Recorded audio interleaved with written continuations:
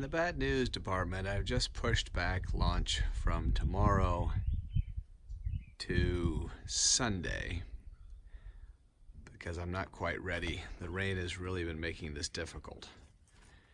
But in the good news department, right next to Errant, in the next cradle, are these beauties. How could that be anything but a good omen? So the bad news is the rain has won this round and we won't launch until Sunday. The good news is beautiful bluebird eggs on the cradle next to me.